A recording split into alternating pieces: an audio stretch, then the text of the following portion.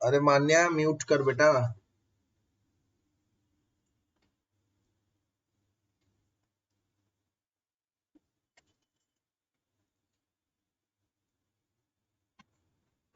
अच्छा, now this is what the group 16 is. एक बार शुरू करने से पहले दोबारा एक बार पूछूंगा, मैं my audio and video is clear?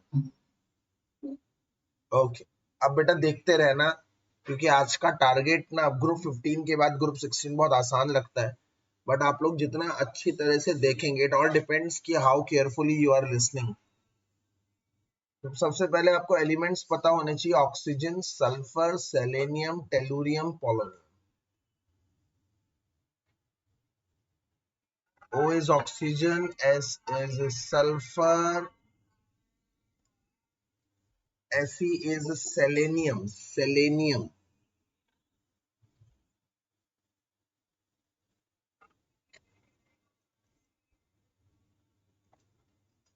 T is tellurium, Po is polonium.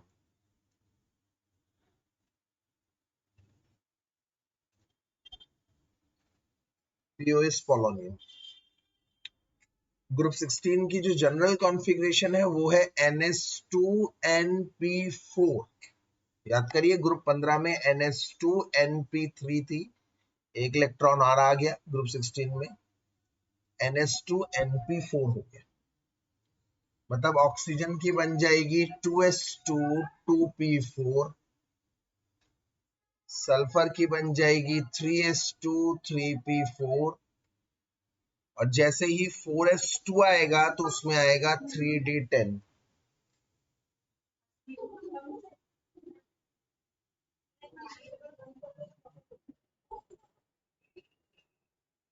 Riya mute कर बाबू। और तुम सब लोग किस पसड़े में पड़ गए, पढ़ क्यों नहीं रहे तुम लोग? अब अपने आप को आइसोलेट कर लो, अकेले कर लो भाई थोड़ी देर के लिए, बड़ी इंपॉर्टेंट चीज है। बाद में निपटा लेना मामले। पी ब्लॉक कर रहे हैं बेटा, ध्यान से देखो, आज बड़ा सारा काम निकल सकता है, ध्यान से देखो। वेरी अच्छा, मॉर्निंग अच्छी हो सकती है। 5s2 10 4 5p4, क्या कह रहे हो बेटा? हाँ मैंने डाल दिया है रिकॉर्डिंग पे, पर तब भी आप सुनते रहिए। रीजन इज बीइंग, क्योंकि रिकॉर्डिंग, अगर क्लास बहुत बड़ी होगी तो रिकॉर्डिंग बहुत बड़ी होगी तो मैं बंद कर दूंगा रिकॉर्डिंग, क्योंकि 2 घंटे के लिए रिकॉर्डिंग करना मुश्किल हो जाएगा मेरे लिए, क्योंकि इतना स्पेस है नहीं। ठीक है, तो अभी आप देखते रहिए।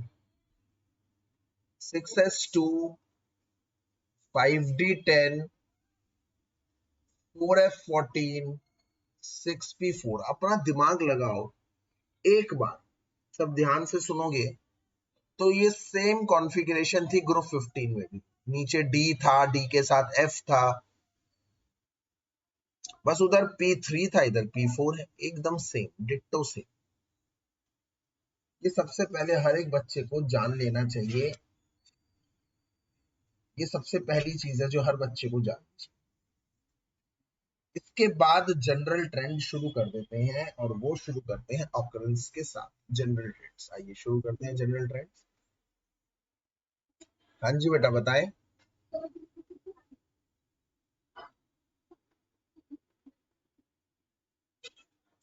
नहीं बेटा कोई गलत नहीं होगा, 6s2 4f14 5d लिख दो, कोई गलत नहीं।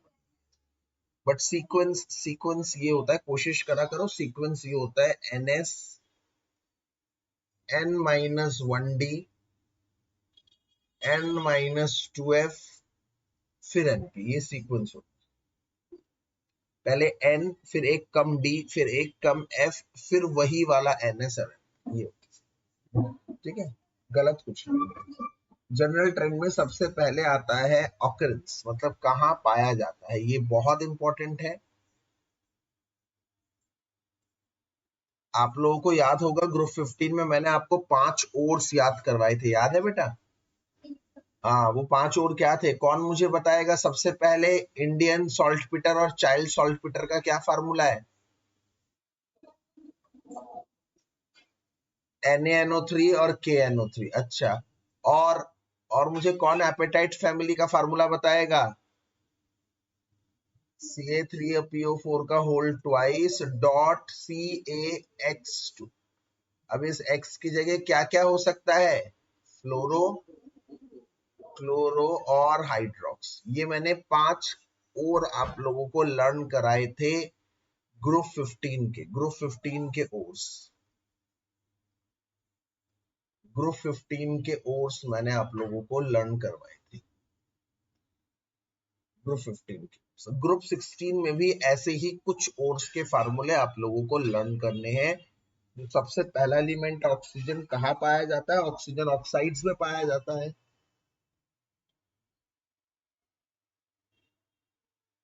ऑक्सीजन ऑक्साइड्स में पाया जाता है। दुनिया का सबसे ज्यादा ऑक्सीजन हमारे एटमॉस्फेयर में अराउंड 21%। इसके अलावा अर्थ क्रस्ट जो जमीन है, धूल जिसे हम कहते हैं रेत SiO2 होता है, सिलिका, उसमें भी ऑक्सीजन है। तो एयर का अराउंड 21% ऑक्सीजन है और अर्थ क्रस्ट का अराउंड 46% ऑक्सीजन है।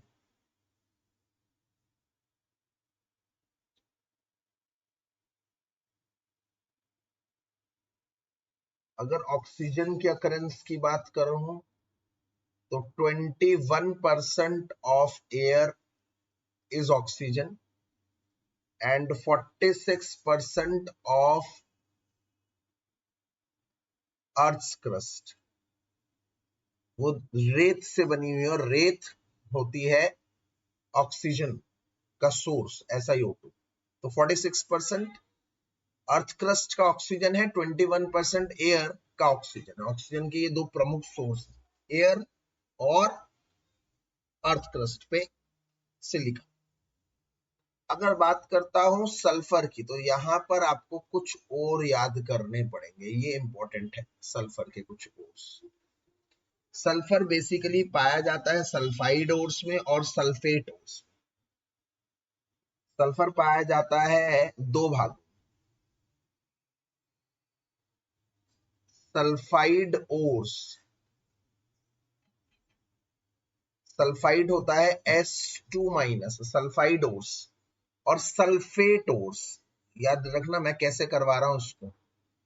सल्फेट ओर्स अगर पेपर थोड़ा सा टफ बनता है या फिर जेई वगैरह में भी ऐसे पूछे जाते हैं, इनमें से कौन सा सल्फेट ओर है, कौन सा सल्फाइड ओर है। सल्फर के ही दो ओर्स है, सल्फाइड S2- और सल्फेट SO4 2-। ये दो ओर्स हैं सल्फर की। अगर मैं सल्फाइड ओर की बात बताऊं तो अहम सल्फाइड ओर्स, कुछ इंपॉर्टेंट सल्फाइड ओर्स कौन से हैं? जैसे जिंक ब्लेंड,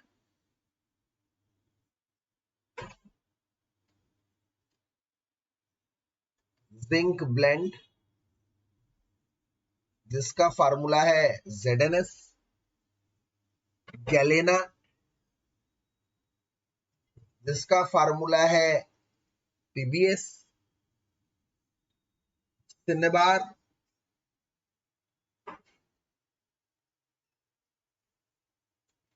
सिनेबार जिसका फार्मूला है HgS, मर्क्यूरी का ओर है ये, जिंक का और जिंक ब्लेंड, गैलेना लेड का ओर है, सिनेबार मर्क्यूरी HgS है, copper pyrite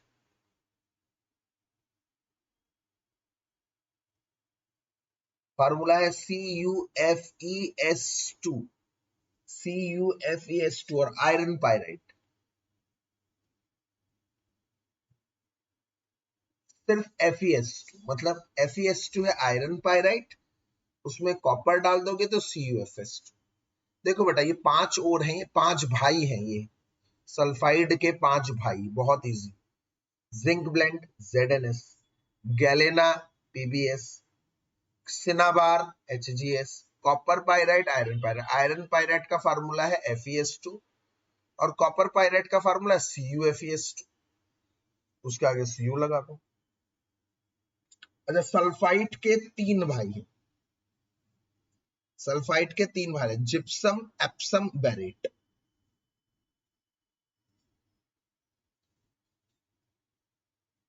gypsum 10th class में पढ़ा था। फार्मूला है CaSO4.2H2O,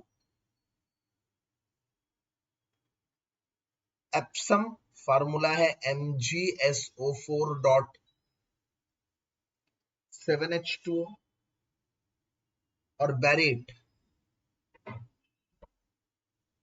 फार्मूला है BaSO4। तो ये 8 कोर्स आप लोगों को लर्न करने हैं ग्रुप 16। मैं आपको दोबारा बता दूं, इसके बाद इनके कोई कोर्स आपको करने की जरूरत नहीं है। क्यों? क्योंकि ये बहुत कम पाए जाते हैं, बहुत रेयर पाए जाते हैं। और इसमें आखिरी वाला तो रेडियो एक्टिव है, रेडियो एक्टिव।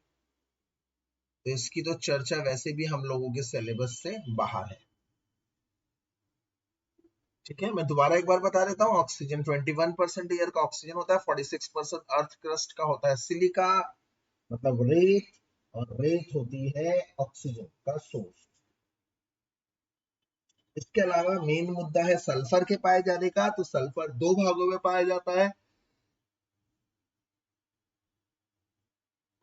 सल्फाइड और सल्फेट। सल्फाइड मतलब जिसमें S होगा S2- की फॉर्म में, सल्फेट होगा SO4 2- की फॉर्म में।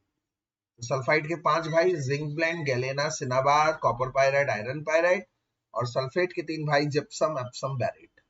एग्जाम में आएगा which of the following is the ore of sulphur, ऐसा क्वेश्चन आ जाएगा।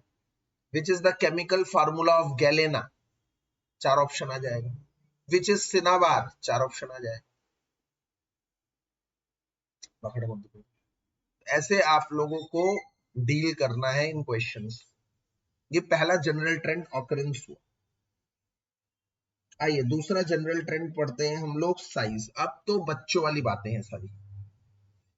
ठीक है, पहले मैं आप लोगों को एक बार समझा देता हूं। मैं एक बार दोबारा इधर लिख रहा हूं ग्रुप 15 के ओर्स, ताकि एक ही पेज में ओर्स आ जाए और आप लोग मेरा साथ देंगे। ठीक है, ग्रुप 16 के ओर्स। हाँ भाई, एक बार शुरू हो जाइए जरा। क्या क्या मैंने बताया था, सबसे पहले बताइए, जल्दी बताइए। जिंक ब्लेंड, हाँ गैलेना, सिनाबार, HGS सिनाबार है, सिनाबार। और कॉपर पाइराइट और आयरन पाइराइट, हाँ बिल्कुल। और सल्फेट में 3 भाई कौन कौन से हैं? CaSO4.2H2O, ये है जिप्सम। .7H2O, ये है एप्सम, उसका बड़ा भाई। और बैरेट है BaSO। तो ये टोटल ओर्स हो गए आप लोगों को लर्न करने वाले। ये मैंने ओर्स आप लोगों को ग्रुप 15 और ग्रुप 16 के लिखवा दिए। अब आते हैं ग्रुप 16 के दूसरे जनरल ट्रेंड पर, जो है साइज। हाँ भाई, नीचे जाते हुए साइज, मेरी बात ध्यान से सुनेंगे आप। नीचे जाते हुए साइज बढ़ता है, नीचे जाते हुए साइज बढ़ता है। क्यों? क्योंकि शेल्स बढ़ रहे हैं। बट एकदम नीचे जाते हुए जब मैं इधर आता हूं, टेलोरियम और पोलोनियम के पास आता हूं, तो साइज उतना नहीं बढ़ पाता जितना साइज को बढ़ना चाहिए था। साइज को उतना नहीं बढ़ पाता जितना बढ़ना चाहिए था। उसका रीजन क्या है? यस, पुअर, यस बिल्कुल ठीक, पुअर शील्डिंग डी और एफ की वजह से। बिल्कुल सही जवाब। फटाफट से लिखकर खत्म करते हैं। On moving down the group, size increases due to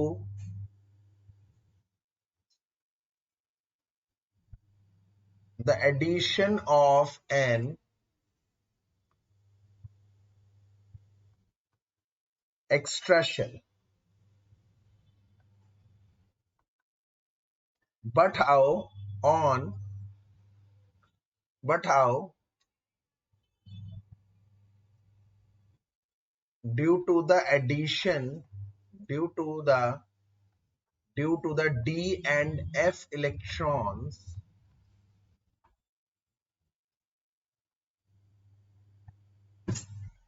poor shielding, the lower bottom does not shows much increase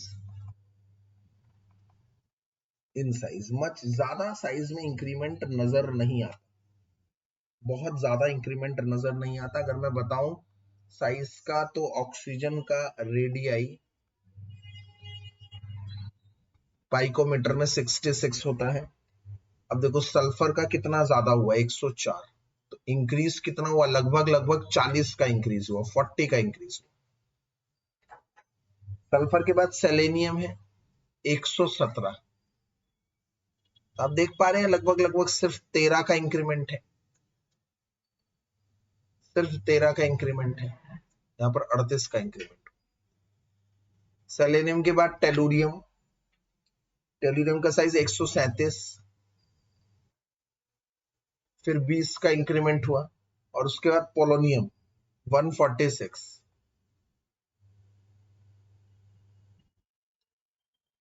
सिर्फ 9 का इंक्रीमेंट हुआ। उधर भी ऐसा ही था, सबसे आखिर में बिल्कुल कम इंक्रीमेंट था, इधर 38 इंक्रीज हुआ, इधर 13 इंक्रीज हुआ, 20 इंक्रीज हुआ, 9। तो शुरुआत में जो इंक्रीज हुआ वो इंक्रीज बाद में बिल्कुल नोटिस नहीं किया गया, और ये हुआ पुअर शील्डिंग की वजह से। और लास्ट में एकदम बुरा हो गया, 9 बिल्कुल ही हो गया, क्योंकि वहां पर F इलेक्ट्रॉन भी था। तो यहां पर तो सिर्फ D के इलेक्ट्रॉन्स थे, यहां तो F का इलेक्ट्रॉन भी आ चुका है, तो D एंड F, जिसकी वजह से और पुअर शील्डिंग हुई और साइज और छोटा हो गया। ये वैल्यूज आपको किसी भी हालत में लर्न नहीं करनी, आप लोगों को ये वैल्यूज लर्न नहीं करनी, ठीक है। ये रहा साइज। अब आयनाइजेशन एंथैल्पी की बात करते हैं। तो पहले तो मैं बता दूं, इनकी आयनाइजेशन एंथैल्पी ग्रुप 15 से कम थी। क्यों? क्योंकि ग्रुप 15 याद करिए क्या होता है। यस यस, बिल्कुल सही। ग्रुप 15 में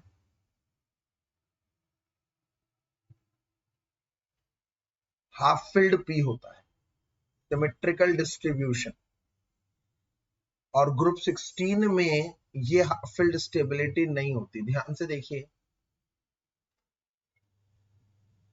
4 इलेक्ट्रॉन होते हैं इधर, मतलब ये, तो इसका मतलब ग्रुप 15 ऑलरेडी, अब अगर आप देख पा रहे हैं तो group 15 already half filled stable है, जबकि ग्रुप 16 में से एक इलेक्ट्रॉन अगर निकल जाएगा, ये वाला इलेक्ट्रॉन अगर निकल जाएगा, तो वो हाफ फिल्ड स्टेबल बनेगा। तो इसका मतलब इस इलेक्ट्रॉन का रिमूवल वो आसानी से कर देगा, क्योंकि हाफ फिल्ड स्टेबल बन रहा है। मतलब इतनी आसानी से भी नहीं, हाँ, ग्रुप 15 के मुकाबले आसानी से। तो ग्रुप 15 के मुकाबले ग्रुप 16 की आयनाइजेशन एंथैल्पी कम है, वो इलेक्ट्रॉन ज्यादा आसानी से दे देगा, और उसका रीजन है half filled stability of group 15। ये पहली बात आप लोगों को ध्यान करनी। वैसे ग्रुप 16 के अपने आप में हाई है, क्योंकि ये नॉन मेटालिक है, इलेक्ट्रॉन लेना चाहते हैं। क्यों? क्योंकि ग्रुप 16 ग्रुप 18 से सिर्फ 2 इलेक्ट्रॉन की दूरी पर खड़े हैं। मतलब यहां अगर यहाँ एक इलेक्ट्रॉन और यहाँ एक इलेक्ट्रॉन आ जाए तो ये नोबल गैस बन जाएंगे, तो ये इलेक्ट्रॉन लेने की इनकी टेंडेंसी ज्यादा है। बट ग्रुप 15 की थोड़ी सी ज्यादा ही है, वो हम पहले ही डिस्कस कर चुके।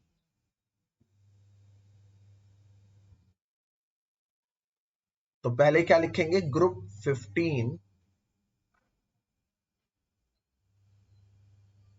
Group 15 has higher ionization enthalpy than group 16 due to its half filled stability, half filled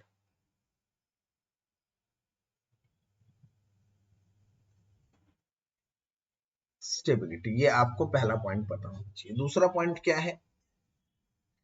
दूसरा पॉइंट आप लोगों को ये पता होना चाहिए कि नीचे जाते हुए साइज बढ़ रहा है, साइज बढ़ रहा है तो आयनाइजेशन एंथैल्पी क्या होगी, जल्दी बता दीजिए। कम। कम। मैं एक बार दोबारा से आप लोगों को याद दिला देता हूं कि छोटे एटम्स में से इलेक्ट्रॉन निकालना और नीचे जाते हुए साइज बढ़ रहा है तो बड़े इलेक्ट्रॉन में से इलेक्ट्रॉन, बड़े एटम में से इलेक्ट्रॉन निकालना कौन सा आसान है? बड़े एटम में से इलेक्ट्रॉन निकालना आसान है। यस। तो नीचे आते हुए क्योंकि साइज बढ़ रहा है, ये मत सोचो कि सर साइज आपने लिखा है नीचे उतना नहीं बढ़ रहा, अरे यार साइज बढ़ तो रहा है ना, बस बात खत्म। उतना नहीं बढ़ रहा जितना बढ़ना चाहिए या नहीं वो सब अलग बात है, साइज तो बढ़ रहा है ना, यस। तो नीचे आते हुए अगर साइज बढ़ रहा है तो electron is getting far from nucleus, electron nucleus से दूर जा रहा है, इलेक्ट्रॉन न्यूक्लियस से दूर जा रहा है तो उसको आसानी से रिमूव कर सकते हैं, इसका मतलब आयनाइजेशन एंथैल्पी नीचे जाते हुए घटती है। अच्छा इसका उल्टा भी पढ़ लेते हैं, अभी इलेक्ट्रॉन आने का भी पढ़ लेते हैं। इलेक्ट्रॉन कौन आसानी से गेन कर लेगा, छोटे वाला या बड़ा वाला? सब याद कर लीजिए, सब बच्चे याद कर लीजिए, छोटे वाले इलेक्ट्रॉन आसानी से गेन कर लेंगे क्योंकि छोटे वालों में इलेक्ट्रॉन क्या है, नेगेटिव, और न्यूक्लियस क्या है, पॉजिटिव।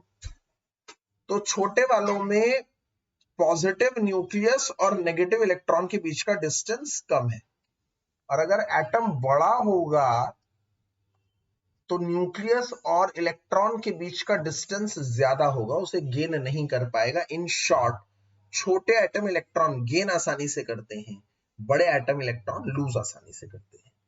इलेक्ट्रॉन गेन करने वाले नॉन मेटल्स होंगे, मतलब छोटे वाले एलिमेंट्स नॉन मेटल होंगे, और बड़े वाले एलिमेंट इलेक्ट्रॉन लूज करना पसंद करेंगे तो वो मेटल होंगे। तो इसका मतलब छोटे वाले हुए नॉन मेटल, बड़े वाले हुए मेटल। तो एक साथ अगर मैं इन सारी प्रॉपर्टीज को डिस्कस करूं, ध्यान से समझ लेना मेरी बातों को, ध्यान से समझना मेरी बातों को।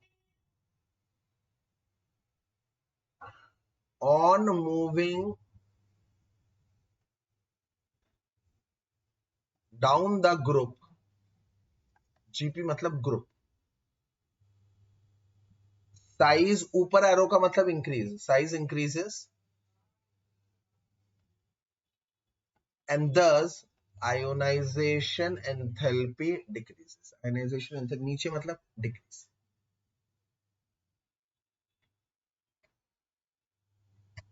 Electron gain enthalpy,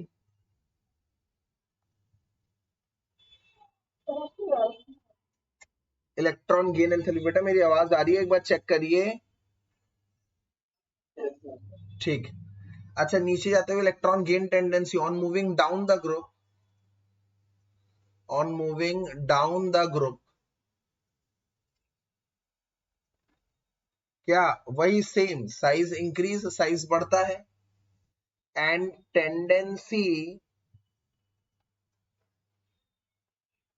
to gain electron decreases, yes.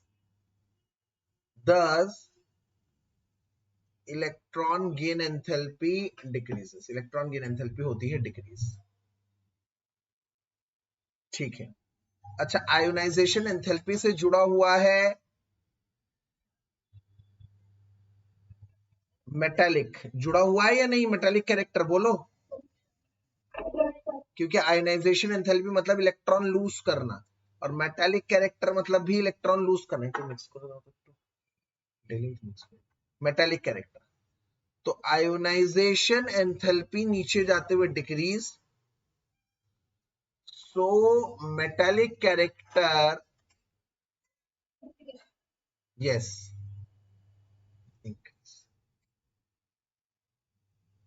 और मेटालिक कैरेक्टर से ही जुड़ा हुआ है इलेक्ट्रोपॉजिटिविटी भी, यस, इलेक्ट्रोपॉजिटिविटी वो भी इंक्रीज होगी। इलेक्ट्रोपॉजिटिविटी को शॉर्टकट में ई प्लस दिखाते हैं, electropositivity increases, electropositivity increases. Six, non metallic character का मतलब है इलेक्ट्रॉन गेन करना, इलेक्ट्रॉन को गेन करना। नीचे जाते हुए इलेक्ट्रॉन गेन करने की टेंडेंसी क्या हो रही है, कम, यस, डिक्रीजेस, बिल्कुल ठीक, बिल्कुल ठीक। तो इसका मतलब सबसे ज्यादा नॉन मेटल कौन होंगे, आप मुझे बताइए, सबसे ज्यादा नॉन मेटल कौन होगा, सबसे छोटा वाला। जैसे उस ग्रुप 15 में नाइट्रोजन था, सबसे ज्यादा नॉन मेटालिक इधर कौन है, ऑक्सीजन, और उधर मेटालिक था बिस्मिथ, इधर कौन होगा मेटालिक, यस, पोलोनियम, बिल्कुल सही जवाब, बिल्कुल सही जवाब, बिल्कुल सही जवाब।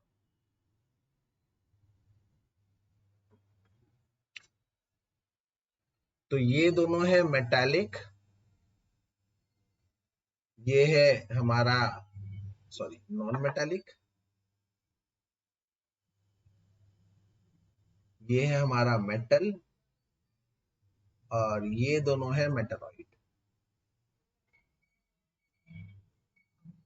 ठीक है, एक बार ना मैं इन सब बातों को यहां जोड़ के लिख रहा हूं, ध्यान से देख। अब तक जो मैंने कराया है ना, सब कुछ साइज पे डिपेंड करता है। नीचे जाते हुए size on moving down the group, और ये 15वें ग्रुप का ही नहीं है, 16वें ग्रुप का भी, 17वें ग्रुप का भी, तीनों ग्रुप का साइज हमेशा नीचे जाते हुए बढ़ेगा, साइज हमेशा नीचे जाते हुए बढ़ेगा। नीचे जाते हुए साइज बढ़ेगा तो इलेक्ट्रॉन आसानी से लूज होगा, तो इलेक्ट्रॉन आसानी से लूज होगा तो कम एनर्जी लगेगी, आयनाइजेशन एंथैल्पी कम, और इलेक्ट्रॉन गेन करने की टेंडेंसी नीचे जाते हुए कम होती है। मेटालिक कैरेक्टर नीचे जाते हुए बढ़ता है, non metallic character yes decrease.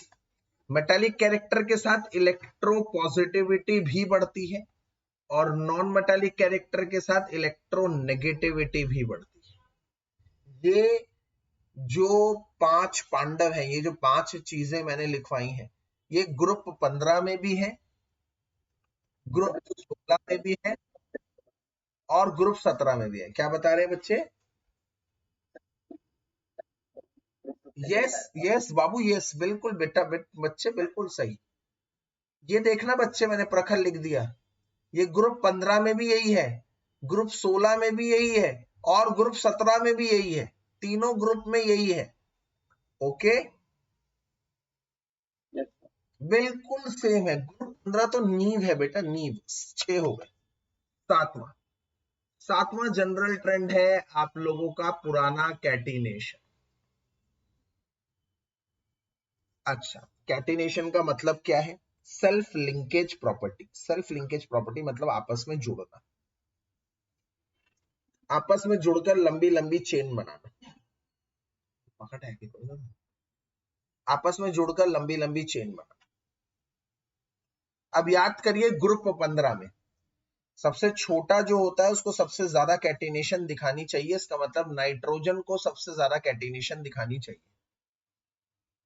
But याद करिए, फॉस्फोरस ज्यादा कैटिनेशन दिखाता था, मतलब नाइट्रोजन का साइज छोटा है, नाइट्रोजन को ज्यादा कैटिनेशन दिखानी चाहिए, बट फॉस्फोरस ज्यादा कैटिनेशन दिखाता था। कारण, क्योंकि जब हम एनएन सिंगल बॉन्ड बनाते थे तो वो कमजोर बनता था, पीपी सिंगल बॉन्ड ज्यादा मजबूत बनता था। कारण, क्योंकि एनएन का जो लोन पेयर है, पीपी में भी लोन पेयर है, बट वो लोन पेयर ज्यादा इफेक्टिवली काम करता था नाइट्रोजन के केस में, क्योंकि नाइट्रोजन का साइज छोटा था। तो छोटा साइज होने की वजह से वो ज्यादा इफेक्टिवली लोन पेयर काम करेगा नाइट्रोजन के केस में।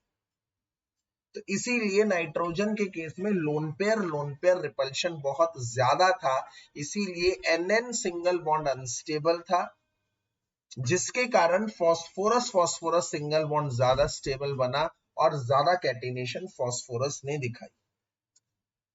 इसका एक और रिजल्ट हुआ कि एनएन सिंगल बॉन्ड नहीं बन पाया, तो एन और एन ने आपस में ट्रिपल बॉन्ड बनाकर N2 के रूप में एग्जिस्ट किया, जो गैस था, और पीपी सिंगल बॉन्ड स्टेबल था, जिसकी वजह से पीपी ने आपस में P4 बनाया, जो कि सॉलिड था। ये इनके एलिमेंटल स्टेट पर भी असर पड़ता। इसके बाद एक और चीज थी, multiple bonding. Multiple bonding nitrogen बनाता था, मल्टीपल बॉन्डिंग मतलब एक बॉन्ड बनाने के बाद एक और बॉन्ड नाइट्रोजन बना सकता था। क्यों? क्योंकि मैंने आप लोगों को अच्छी तरह से बता रखा था कि पहले एक शेयरिंग होती है, एक शेयरिंग होने के बाद इनके साइड्स क्लोज आ जाते हैं, तो साइड से भी ओवरलैपिंग होती है, जिसे हम पी पाई बॉन्ड कहते हैं। वो सिर्फ छोटे एटम्स में ही पॉसिबल होते हैं। जब बड़े एटम्स होंगे जैसे फास्फोरस और फास्फोरस, जब वो एक बॉन्ड बनाएंगे तो उनके साइड्स आप खुद देख सकते हैं कितनी दूर है। इनके साइड्स बहुत दूर है, वो साइडवेज ओवरलैपिंग नहीं कर पाते, नहीं कर पाते। तो ये पी पाई जो बॉन्ड है वो सिर्फ बना पाता है नाइट्रोजन, जिसका साइज ग्रुप में सबसे छोटा है। अब इतनी बात बताने के बाद मैं इधर आता हूं और ग्रुप 16 में आपसे पूछता हूं कि ऑक्सीजन सबसे पहले है, सल्फर है, फिर सेलेनियम है। टेलुरियम पोलोनियम का साइज तो बहुत ही बड़ा, उसको छोड़, चलो टेलोनियम को ले लो, पोलोनियम तो रेडियो एक्टिव, उसे छोड़। अब इन चारों में सबसे ज्यादा कैटिनेशन किसे दिखानी चाहिए? यस, ऑक्सीजन को दिखानी चाहिए, क्योंकि ऑक्सीजन का साइज सबसे छोटा है। But oxygen oxygen single bond unstable होगा, और सल्फर सल्फर सिंगल बॉन्ड ज्यादा स्टेबल होगा, और बाजी सल्फर मार जाएगा। कौन कारण बताएगा इसका?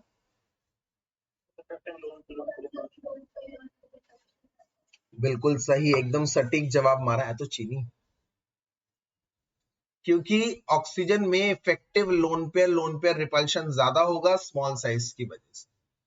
इसीलिए आज की बड़ी बात ये रही कि just like group 15, the first member of group 16 is unable to show catenation because of the effective lone pair repulsion। मतलब जैसे नाइट्रोजन ग्रुप 15 में नहीं दिखा पाता, ऐसे ही ऑक्सीजन ग्रुप 16 में कैटिनेशन नहीं दिखा पाता। तो due to effective lone pair repulsion in oxygen, OO single bond is unstable while SS single bond is stable, and thus sulfur shows greater catenation than oxygen। तो ये तो मेरा पहला रहा पॉइंट। ऑर्डर क्या रहा? ऑक्सीजन से ज्यादा सल्फर, सल्फर सेलोनियम से ज्यादा, और टेलुरियम से। ये हमारा पहली बात रही, एकदम सेम जो हमने पीछे डिस्कस करी थी, कुछ भी अलग नहीं, कुछ भी अलग नहीं, नथिंग डिफरेंट, एकदम से। यहाँ एक नोट लिख देता हूं, ऐसे इसकी जरूरत नहीं है कि क्यों ऑक्सीजन ऑक्सीजन में इफेक्टिव लोन पेयर ज्यादा होता है। कौन मुझे बताएगा ऑक्सीजन में लोन पेयर रिपल्शन क्यों ज्यादा होता है? कौन बताएगा? यस, क्योंकि ऑक्सीजन का साइज छोटा है, जिसकी वजह से लोन पेयर ज्यादा इफेक्टिव है। Effective lone pair repulsion of oxygen is due to its smaller size, उसका साइज छोटा है इसीलिए। अगली प्रॉपर्टी है multiple bonding.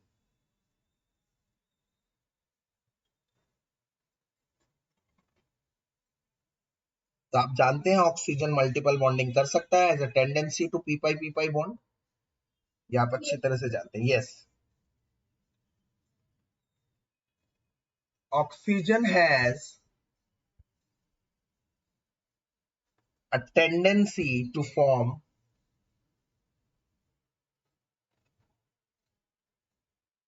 multiple bonds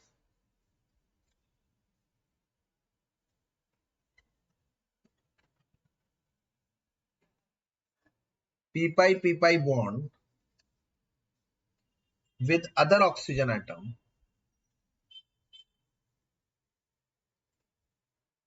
due to its small size, छोटा साइज है, and electronegativity, high electronegativity, इसकी इलेक्ट्रोनेगेटिविटी बहुत ज्यादा है।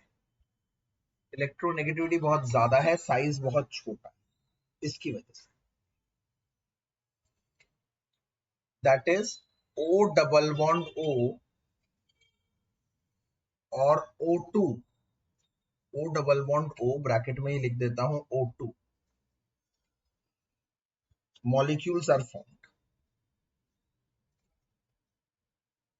मॉलिक्यूल्स आर फॉर्म्ड, ये बनते हैं O2 मॉलिक्यूल्स बनते हैं, which are held together by, which are held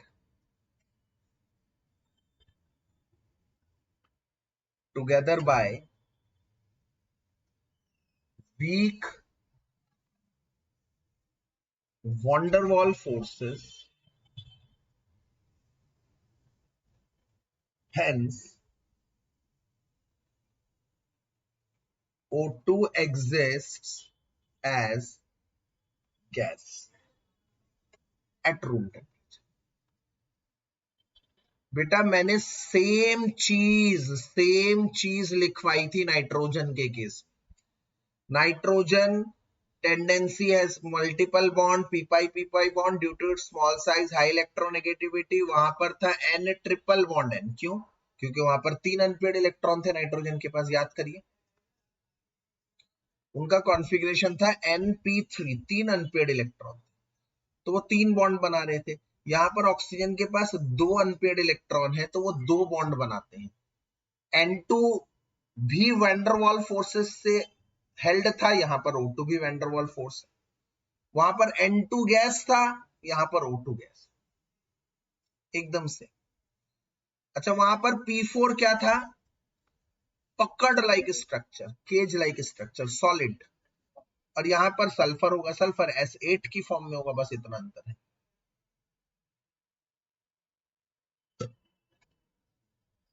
हाँ, एक second. However, rest of the elements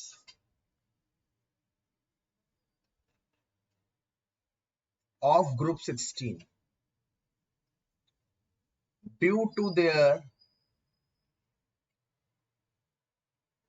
large sizes,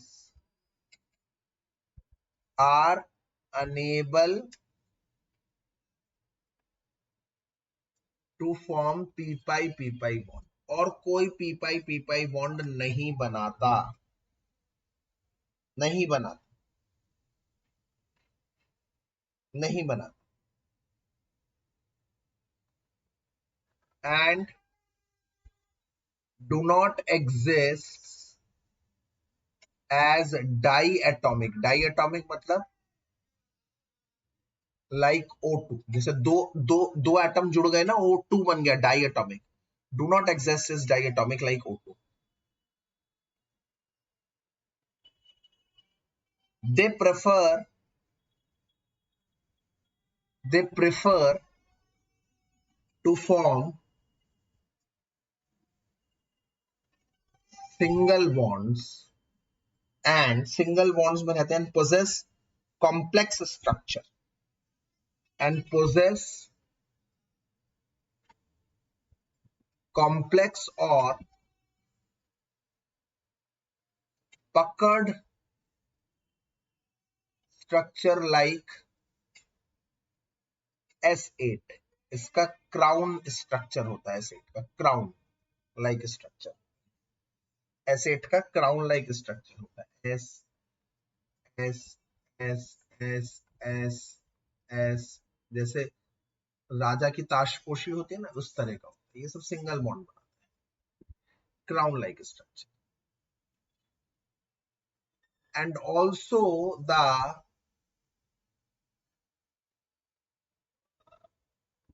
other elements are solid at room temperature, एकदम ग्रुप 15 की तरह। इसका पहला एलिमेंट नाइट्रोजन था, गैस। इसका पहला एलिमेंट है ऑक्सीजन, गैस। क्यों? उधर भी पी पाई बॉन्ड बनाता था, इधर भी पी पाई बॉन्ड बनाता। उधर बाकी सब एलिमेंट सॉलिड थे, इधर भी बाकी सब एलिमेंट सॉलिड है। मैं आप लोगों को 2 मिनट का एक समय दे रहा हूं, आप इसको अच्छी तरह से एक बार पढ़िए, फिर जो पूछना है पूछिए।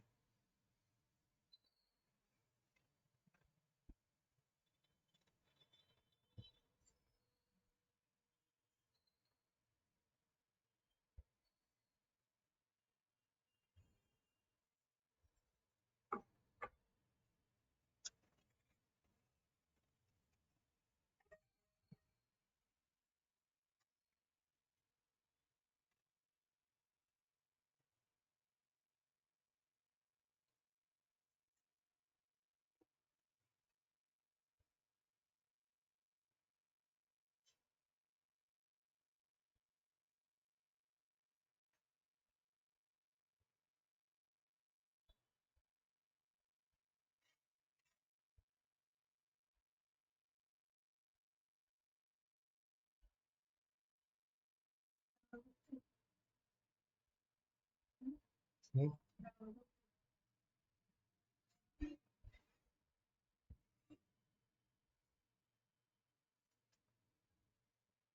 ठीक है। हाँ जी बेटा पूछिए।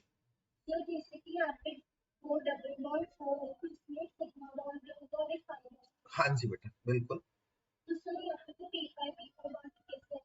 वही जो पाई बॉन्ड जो आपने बोला वही तो पी पाई बॉन्ड है बेटा, जो भी पाई होगा वो पी पाई बॉन्ड होगा।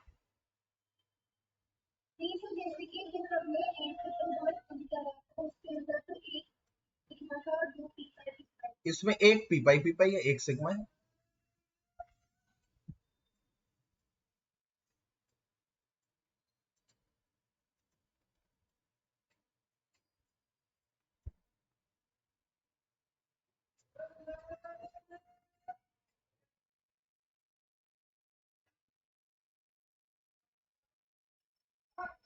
ये पहला बॉन्ड बनेगा इनके बीच में sigma,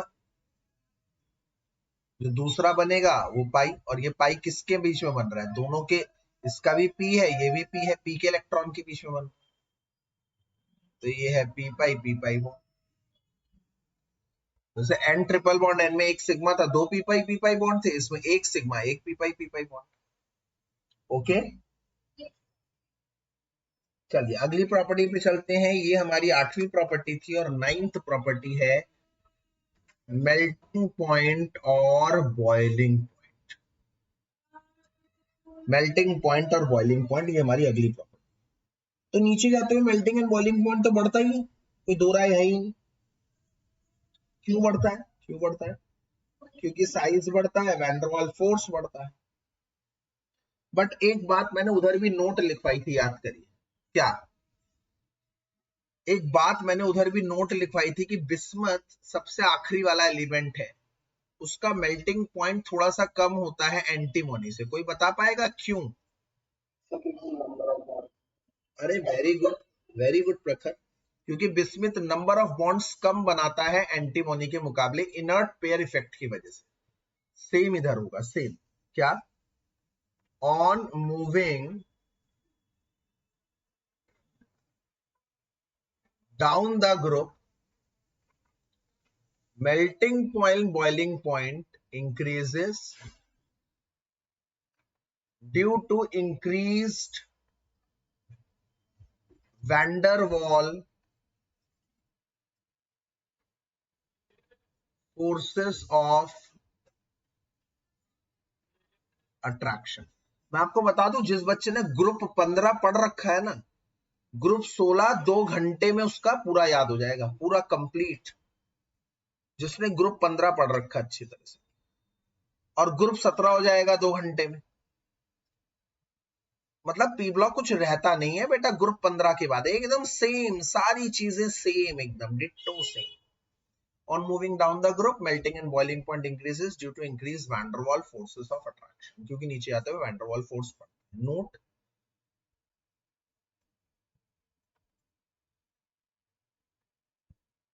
melting point depends on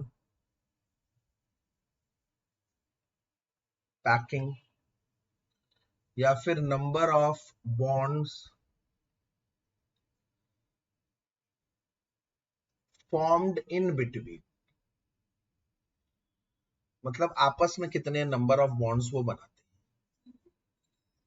तो सबसे आखिरी एलिमेंट है पोलोनियम, तो polonium forms lesser number of bonds,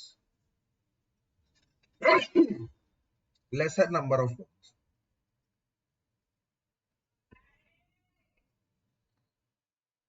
than tellurium.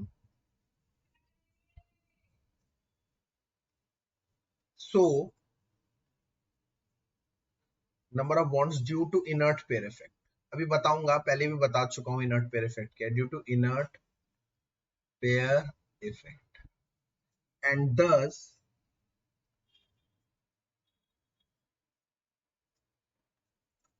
PO has lesser melting point than TE. ये ध्यान रखिएगा, ये ध्यान रखिएगा, ठीक है। अब इसके बाद अगली प्रॉपर्टी पे चलते हैं, वो है ऑक्सीडेशन स्टेट।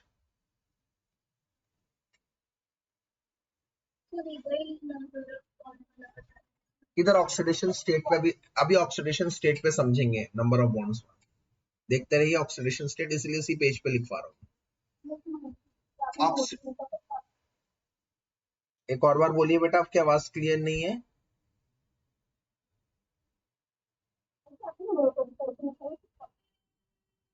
जो मैंने कहा लिखा है,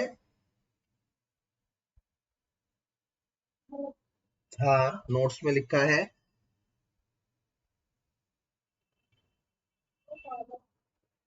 अच्छा, ये जो नोट लिखा है ये एक और बार बता दो। अच्छा ठीक है, ठीक है, एक सेकंड रुक जाओ, यही सेम क्वेश्चन अभी मान्या ने भी पूछा। एक सेकंड रुक जाओ बस सिमरन, ऑक्सीडेशन स्टेट पहले समझ लो एक बार, इसी से जुड़ा हुआ ऑक्सीडेशन स्टेट। ऑक्सीडेशन स्टेट ये दो तरह के दिखाते हैं। ऑक्सीडेशन स्टेट को ओएस बोल सकता हूं। दो तरह के दिखाते हैं, एक नेगेटिव ओएस और नेगेटिव ऑक्सीडेशन स्टेट। हाँ भाई, आप लोग बताएंगे इनकी कॉन्फ़िगरेशन क्या है। NH2 NP4। नेगेटिव मतलब इलेक्ट्रॉन गेन कर लेना। कितने इलेक्ट्रॉन गेन करने चाहिए इनको बताइए जरा मुझे। 2 इलेक्ट्रॉन गेन करने चाहिए, सबको दिख रहा होगा मेरे ख्याल से, एक इधर और एक इधर। तो -2 ऑक्सीडेशन स्टेट दिखाएगा। क्यों? As by gaining 2 electron it completes its octet। ये अपना ऑक्टेट पूरा करता है, noble gas configuration. it completes its stable configuration. अच्छा, नीचे जाते हुए इलेक्ट्रॉन गेन करने की टेंडेंसी क्या हो रही है, बढ़ रही है या घट रही है? डिक्रीज। तो -2 की स्टेबिलिटी नीचे जाते हुए क्या होगी? As on moving down the group,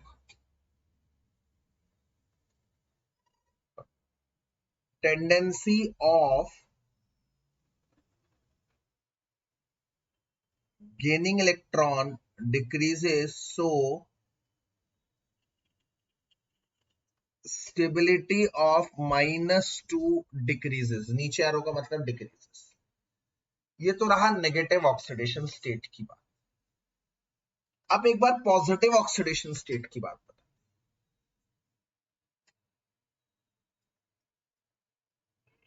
positive oxidation state, तो पहला ऑप्शन केस 1।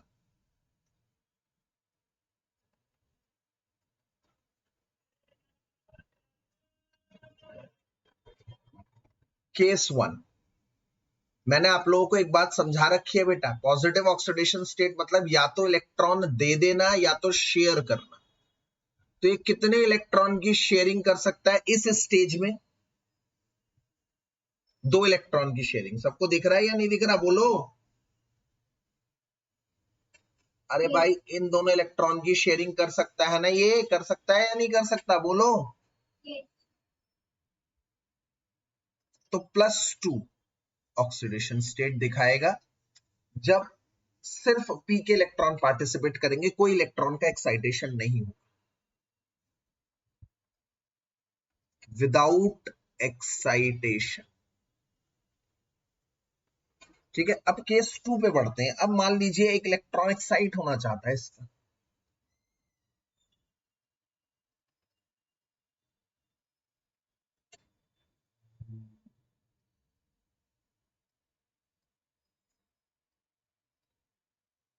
इस वाले इलेक्ट्रॉन को एक्साइट कर दो, इसको एक्साइट कर दो। पेयर्ड है ना, अनपेयर्ड कर दो। अच्छा, अनपेयर्ड होकर कहां जाएगा भाई, कहां जाएगा भाई, ये बताओ, जल्दी बताओ, कहां जाएगा ये बेचारा, बताओ। डी में, NS, NP, ND में जाएगा। अब बताओ ये कितने इलेक्ट्रॉन शेयर कर सकता है, बोलिए। 4 की शेयरिंग कर सकता है, बिल्कुल ठीक। +4 when NP इलेक्ट्रॉन एक्साइट्स। अच्छा, अब केस 3 क्या होगा भाई, बताइए जरा मुझे, कौन बताएगा case?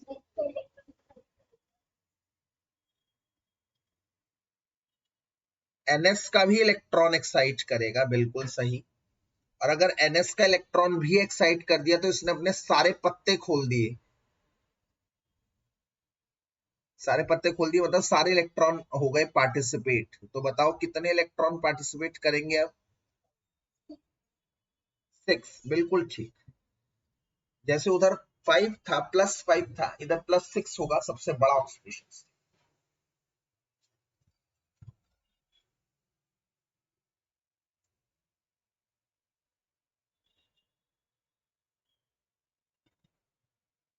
+6 when NS and NP electron excites. अब एक बात बता दीजिए मुझे, ठंडे दिमाग से, रिलैक्स। अब एक बात बता दीजिए मुझे, रिलैक्स होकर सुन लीजिए, पहले मेरा सवाल सुन लीजिए, पहले मेरा सवाल सुन लीजिए। फर्स्ट स्लाइड में जा रहा हूं, यहाँ पे 2 का डी अवेलेबल है, पहले मुझे बताइए। ऑक्सीजन के केस में, क्या ऑक्सीजन के केस में 2 का डी अवेलेबल है? तो इसका मतलब ऑक्सीजन कभी भी इलेक्ट्रॉन एक्साइट नहीं कर पाएगा, ना वो +4 दिखा पाएगा, ना वो +6, ना तो p का इलेक्ट्रॉन एक्साइट हो पाएगा, ना s का इलेक्ट्रॉन एक्साइट हो पाएगा। पहली बात सबको समझ में आ गई? अच्छा, अब दूसरी बात समझिए। दूसरी बात यह है कि यहां पर 3D है, इलेक्ट्रॉन आसानी से एक्साइट हो जाएगा। नीचे जब यहां 3D आएगा तो अब 4s का इलेक्ट्रॉन, 4d सॉरी, इलेक्ट्रॉन थोड़ा दूर हो गया। क्यों दूर हो गया? क्योंकि बीच में ये आ गया मेहमान, इन दोनों के बीच का गैप बढ़ गया, एनर्जी गैप। फिर यहां जब लिखोगे 5d तो इलेक्ट्रॉन को एक्साइट करने में मुश्किल होगी, क्योंकि ये आ चुका है मेहमान 4d10। और सबसे ज्यादा मुश्किल कहां होगी? यहां इलेक्ट्रॉन एक्साइट करने में। क्यों? क्योंकि यहां आ चुके हैं बीच में d और f के दोनों इलेक्ट्रॉन, तो यहां लार्ज गैप बन चुका है दूसरे इलेक्ट्रॉन के इंटरफेरेंस की वजह से। तो मुझे बता दो, s का इलेक्ट्रॉन एक्साइट नहीं होना चाहेगा, कौन से केस में? सल्फर से लेकर पोलोनियम में। बिल्कुल सही जवाब। इसका कारण भी बता दो। क्यों?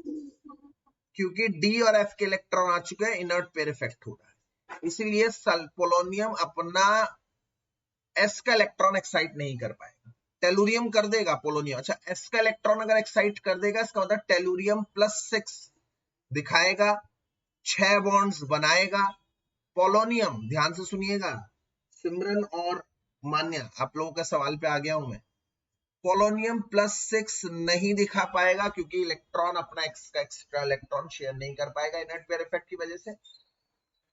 इसका मतलब जहां टेलुरियम 6 जनों के साथ बॉन्ड बनाएगा, वहां पोलोनियम 6 बॉन्ड नहीं बना पाएगा, 4 बॉन्ड तक सीमित रह जाएगा। तो नंबर ऑफ बॉन्ड्स टेलुरियम ज्यादा बना रहा है दूसरे टेलुरियम के साथ, पोलोनियम दूसरे पोलोनियम के साथ 6 बॉन्ड्स नहीं बना पा रहा, उनकी पैकिंग उतनी एफिशिएंट नहीं हो पा रही, इसीलिए पोलोनियम का मेल्टिंग पॉइंट टेलुरियम के मुकाबले कम है। I hope I am clear. अब यहाँ पर नोट लिख रहा हूं, नोट में वही लिखा था बेटा, मैं दोबारा दिखा देता हूं एक बार। Melting and boiling point depends on packing number of bonds formed in between. Polonium forms lesser number of bonds than Te due to inert pair effect and thus polonium has lesser melting point. समझ में आ गया?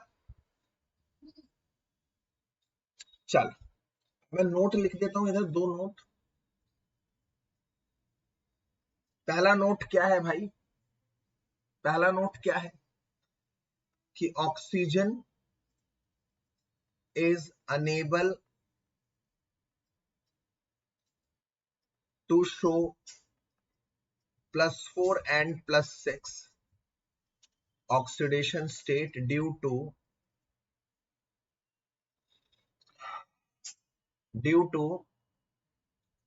unavailability of vacant d orbital, due to unavailability of vacant d orbital, क्योंकि उसका vacant d orbital नहीं। दूसरा note,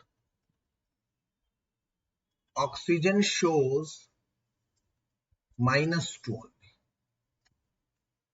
पर +2 भी दिखाना चाहिए। देखो केस 1 के हिसाब से +2 भी दिखाना चाहिए। अगर ऐसा तो +2 दिखाता है सिर्फ एक। अच्छा +2 का मतलब क्या है? दे रहा है या शेयर कर रहा है। अच्छा आप लोगों को पता होना चाहिए ऑक्सीजन पूरे पीरियोडिक टेबल का सेकंड मोस्ट इलेक्ट्रोनेगेटिव एलिमेंट है। सेकंड मोस्ट इलेक्ट्रोनेगेटिव मतलब दूसरे नंबर पर सबसे ज्यादा इलेक्ट्रोनेगेटिव, मतलब वो हमेशा नेगेटिव रहना पसंद करेगा, पॉजिटिव रहना पसंद नहीं करेगा। तो इसका मतलब हमेशा -2 शो करेगा। बट +2 शो कर सकता है एक जने के साथ। कौन होगा वो एक जना? जो पूरे पीरियोडिक टेबल का नंबर 1 इलेक्ट्रोनेगेटिव एलिमेंट। समझ में आया? मतलब ऑक्सीजन सबके साथ -2 शो करता है क्योंकि ज्यादा इलेक्ट्रोनेगेटिव होता है। बट जब ऑक्सीजन की टक्कर फ्लोरीन के साथ होती है तो फ्लोरीन कहेगा देख भाई तू सबके साथ शो करता होगा -2 क्योंकि तू सबसे ज्यादा इलेक्ट्रोनेगेटिव होगा। बट जब तू मेरे साथ कंपाउंड बनाएगा ना तो मैं ज्यादा इलेक्ट्रोनेगेटिव हूं, तो मैं माइनस का शो करूंगा और तू शो करेगा +2 का, क्योंकि ऑक्सीजन फ्लोरीन के मुकाबले कम इलेक्ट्रोनेगेटिव है। तो ऑक्सीजन +2 सिर्फ शो करता है फ्लोरीन के साथ और किसी के साथ नहीं। ये पहली बात आप लोगों को समझनी चाहिए, क्योंकि फ्लोरीन ज्यादा इलेक्ट्रोनेगेटिव है ऑक्सीजन से। और दूसरी बात, ऑक्सीजन के सभी कंपाउंड्स को हम ऑक्साइड्स कहते हैं, ऑक्साइड्स। इसी तरह से फ्लोरीन के सारे कंपाउंड्स को हम फ्लोराइड्स कहते हैं। मैंने आप लोगों को बहुत पहले बताया था और एक और बार बताऊंगा, जिसके भी नाम के पीछे डी आ जाता है इसका मतलब वो एनायन होता है, नेगेटिव ऑक्सीडेशन स्टेट शो करता है। तो ऑक्सीजन बाकी सभी के साथ जब कंपाउंड बनाता है ऑक्साइड, क्योंकि वो नेगेटिव ऑक्सीडेशन स्टेट शो करता है। फ्लोरीन जब कंपाउंड बनाता है तो फ्लोराइड, क्योंकि वो नेगेटिव ऑक्सीडेशन स्टेट शो करता है। बट जब ये दोनों आपस में जुड़ेंगे तो उसका नाम ऑक्सीजन फ्लोराइड होगा या फ्लोरीन ऑक्साइड होगा, मतलब उस कंपाउंड का नाम ऑक्साइड होगा या फ्लोराइड होगा। वो डिपेंड करता है जब ये दोनों आपस में जुड़ेंगे तो कौन एनायन की तरह ट्रीट कर रहा है, कौन नेगेटिव ऑक्सीडेशन स्टेट शो कर रहा है। तो जैसे कि मैंने अभी आप लोगों को कहा कि फ्लोरीन ज्यादा इलेक्ट्रोनेगेटिव है, वही नेगेटिव ऑक्सीडेशन स्टेट शो करेगा। तो ऑक्सीजन और फ्लोरीन के कंपाउंड को हम लोग ऑक्साइड नहीं कहेंगे, फ्लोराइड कहेंगे, क्योंकि फ्लोरीन ज्यादा इलेक्ट्रोनेगेटिव है। अब देखिए इसको मैं कैसे लिख रहा हूं सजाकर, आप उसको ध्यान से सुनिए। Oxygen shows -2 oxidation state only. OS का मतलब ऑक्सीडेशन स्टेट है। And it shows +2 with fluorine only due to greater electronegativity of F की ज्यादा इलेक्ट्रोनेगेटिव। इन O2F2 इसमें ऑक्सीजन +1 शो करता है, एंड इन OF2 इसमें ऑक्सीजन +2 शो करता है। ये दो कंपाउंड्स होते हैं जिसमें oxygen plus oxidation state show करता है पूरे पीरियोडिक टेबल में, और कोई नहीं। और वो भी किसके साथ? डॉन के साथ। डॉन कौन है? फ्लोरीन। +1 इसलिए शो करता है मयंक, +2 ही शो करना चाहिए, +1 भी शो कर देता है। ये उसका डाइमर है, डाइमर। अगर देखेगा तो दोनों ऑक्सीजन मिलके +2 ही शो कर रहे हैं, एक एक करके +2 ही शो कर रहे हैं, पर ये डाइमर है। डाइमर मतलब डबल, OF का डबल O2F। तो बात वहीं पर आ जाती है, ये सिर्फ फ्लोरीन के साथ ही होता है। बोलिए।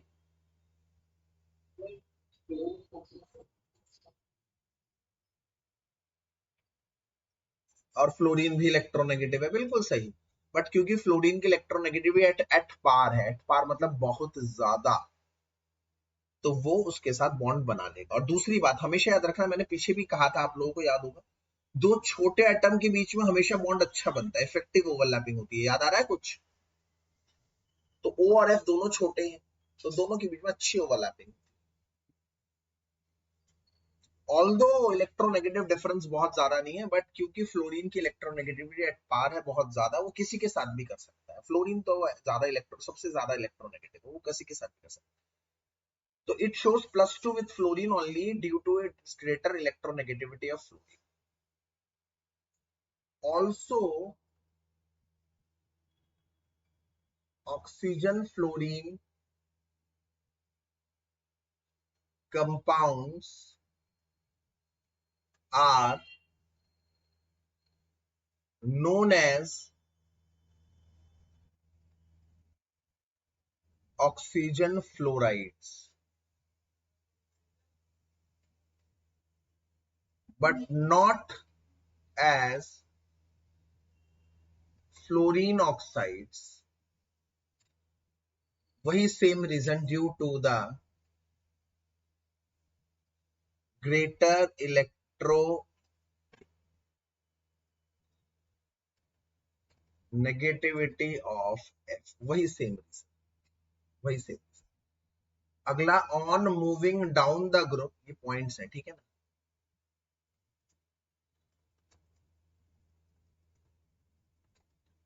On moving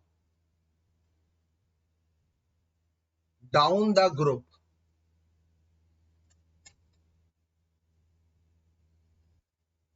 stability of +6 decreases due to inert pair effect.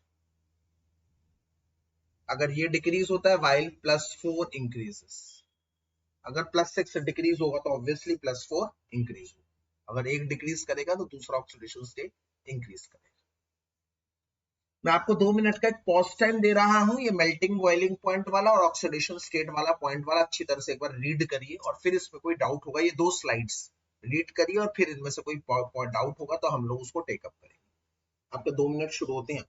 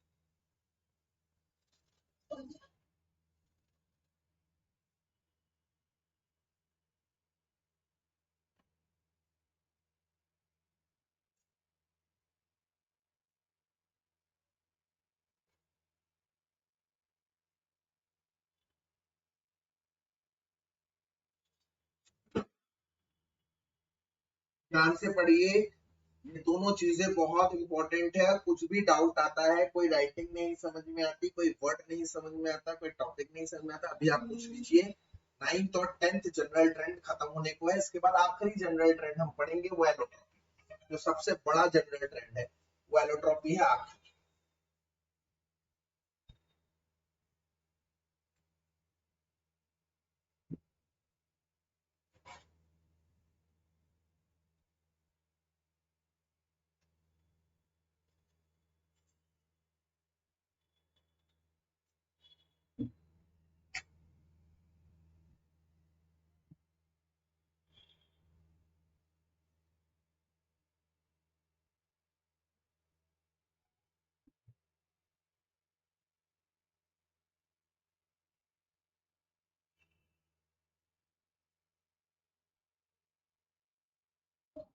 हाँ जी बेटा बताएं।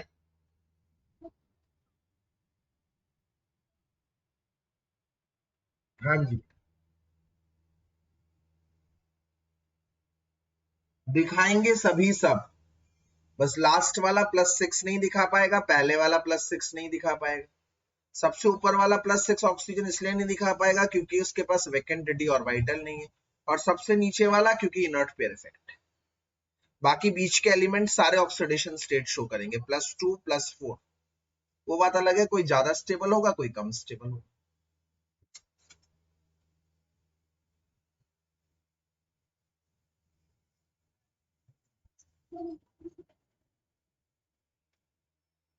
ऑक्सीजन -2 ही शो करता है, 2 इलेक्ट्रॉन गेन करता है क्योंकि वो इलेक्ट्रोनेगेटिव एलिमेंट है। +2 शो नहीं करता किसी के साथ भी, फ्लोरीन को छोड़कर, क्योंकि फ्लोरीन उससे ज्यादा इलेक्ट्रोनेगेटिव है। और उसके बाद वाला कम पॉइंट कि ऑक्सीजन के सभी कंपाउंड्स को हम ऑक्साइड्स कहते हैं, क्योंकि डीई नाम के पीछे, जैसे ऑक्साइड, डीई कब लगता है, जब कोई एनायन होता है। जैसे फ्लोरीन फ्लोराइड, जब वो एनायन की तरह बिहेव करता है, मतलब नेगेटिव ऑक्सीडेशन स्टेट शो करता है। तो ऑक्सीजन और फ्लोरीन के कंपाउंड्स को हम लोग ऑक्साइड भी कह सकते हैं, फ्लोराइड भी कह सकते हैं, क्योंकि ऑक्सीजन भी नेगेटिव है, फ्लोरीन भी नेगेटिव है। बट उस कंपाउंड में कौन नेगेटिव है, तो फ्लोरीन नेगेटिव है, ऑक्सीजन पॉजिटिव है, तो इसलिए उस कंपाउंड को फ्लोराइड कहा जाता है। Got it. चलिए आखिरी जनरल ट्रेंड पे बढ़ते हैं, 11वां जनरल ट्रेंड, आखिरी जनरल ट्रेंड, और वो है एलोट्रॉपी। वो है एलोट्रॉपी।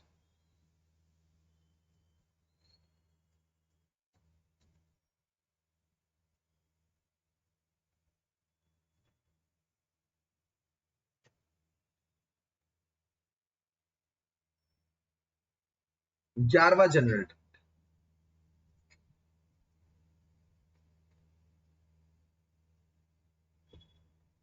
एलोट्रॉपी। हमें एलोट्रॉपी दो जगह पढ़नी है, ऑक्सीजन की और सल्फर। मतलब सेलेनियम टेलुरियम पोलोनियम के इतने इंपॉर्टेंट नहीं है। तो ऑक्सीजन के एलोट्रॉप्स हैं O2 dioxygen and O3 ozone. और सल्फर के एलोट्रॉप्स हैं rhombic sulphur and monoclinic sulphur. ये दोनों मैंने आपको चैप्टर 1 में पढ़ाए थे, जहां पर एग्जाम्पल्स मैंने आप लोगों को बताए थे सॉलिड्स। बस इन दोनों के आप लोगों को करने हैं, इन दोनों के ही आप लोगों को डिस्कस कर रहे हैं एक एक करके। और इसी के बाद जनरल ट्रेंड फिनिश हो जाएगा पूरा का पूरा, और हमारे आज के क्लास का पर्सपेक्टिव भी खत्म होगा। हाँ जी बेटा बताइए।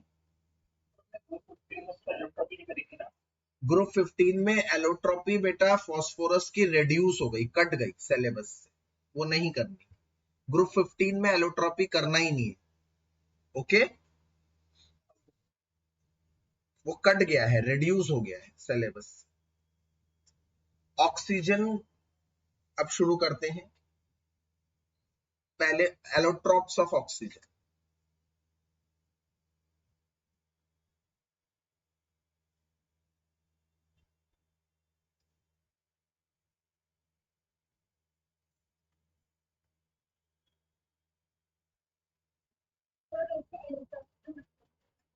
एक से अधिक फॉर्म में एग्जिस्ट करना, जैसे कार्बन के ग्रेफाइट, डायमंड, एक से अधिक फॉर्म में एग्जिस्ट करना। तो ऑक्सीजन एक से अधिक फॉर्म में एग्जिस्ट करता है, दो फॉर्म में एग्जिस्ट करता है, ऑक्सीजन की फॉर्म में और ओजोन की फॉर्म। ठीक है, तो इसका ए एलोट्रॉप है, ए O2। डाई, देखो ऑक्सीजन दो फॉर्म में एग्जिस्ट करता है, O2 और O3। वो उसका डाई एटॉमिक, वो उसका ट्राई एटॉमिक। डाई एटॉमिक का नाम है डाई ऑक्सीजन, ट्राई एटॉमिक का नाम है ओजोन। ये दोनों फॉर्म्स हैं ऑक्सीजन की। O2 इसे कहते हैं diatomic form of oxygen.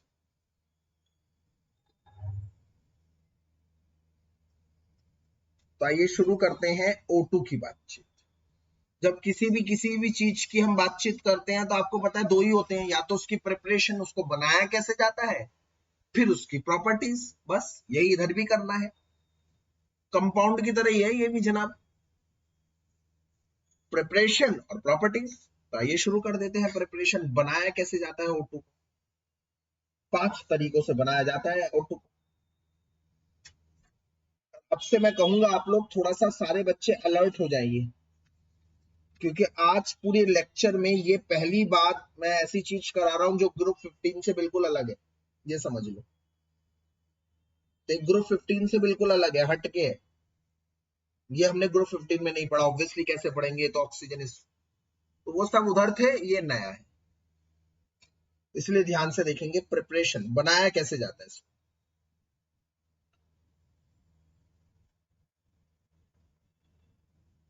बनाने का पहला तरीका थर्मल डिकम्पोजिशन। डिकम्पोजिशन मतलब हीट देकर तोड़ना। क्लोरेट्स, नाइट्रेट्स और परमैंगनेट्स, इन तीनों में से किसी को भी तोड़ोगे तो ऑक्सीजन निकलेगी, किसी को भी तोड़ोगे तो ऑक्सीजन निकलेगी।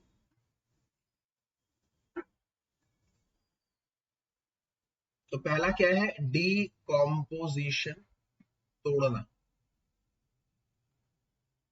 डिकम्पोजिशन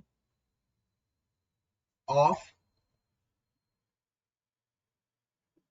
क्लोरेट्स। क्लोरेट्स का फार्मूला होता है ClO3-। नाइट्रेट्स का फार्मूला होता है NO3-। एंड परमैंगनेट का फार्मूला होता है MnO4-। भाई साहब, इन तीनों चीजों को तोड़ोगे तो याद कर लो ऑक्सीजन गैस मिलेगी। क्लोरेट, नाइट्रेट और परमैंगनेट, इन तीनों चीजों को तोड़ोगे तो ऑक्सीजन मिलेगी, याद कर लो। ऑक्सीजन का मिलना तय है।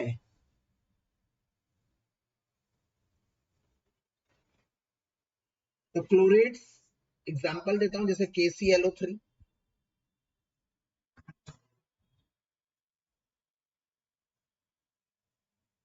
KClO3 को तोड़ोगे, पोटेशियम क्लोरेट, तो बड़ी इजी रिएक्शन है, KCl मिलेगी और O2 मिलेगा।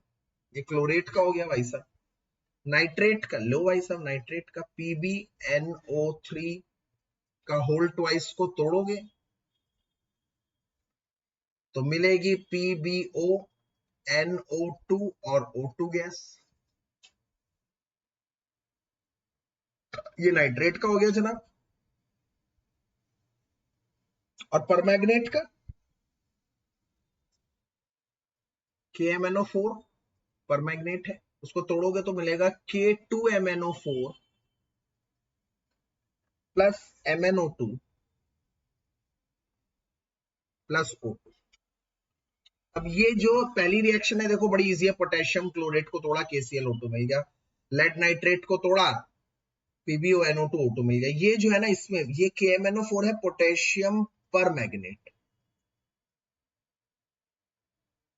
और K2MnO4 होता है पोटेशियम मैग्नेट। ये थोड़ा सा नया चीज है, हालांकि टर्म 2 में तुम इसको बहुत अच्छी तरह से पढ़ने वाले हो जब डी ब्लॉक पढ़ोगे। फिलहाल ये पोटेशियम पर मैग्नेट है और वो पोटेशियम मैग्नेट है, मैग्नेट पोटेशियम पर magnet KMnO4, potassium magnet K2MnO4। वो KMnO4 है, K2MnO4।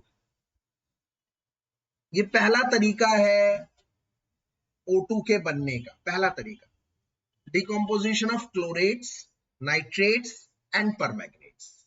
तीनों को तोड़ोगे तो ऑक्सीजन गैस मिलेगी। दूसरा तरीका क्या है, डिकम्पोजिशन ऑफ ऑक्साइड्स। ऑक्साइड्स को तोड़ोगे तो ऑक्सीजन मिलेगा, ऑक्साइड को तोड़ोगे तो ऑक्सीजन मिलेगा। डिकम्पोजिशन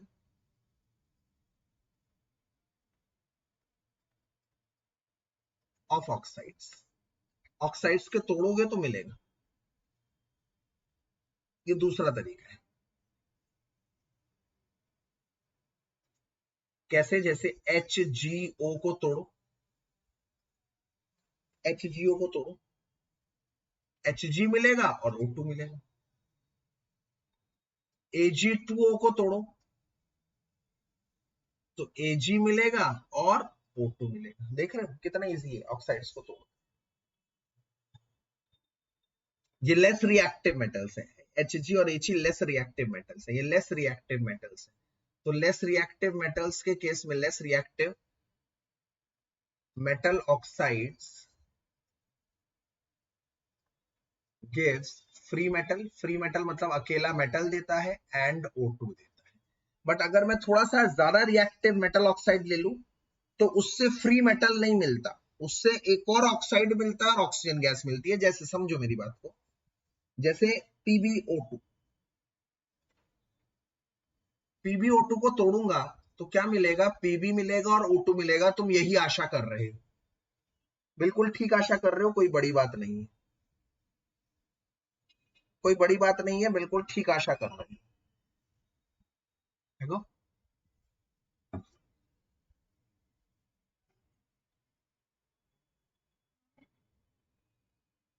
हमारी पढ़ाची है। Hello,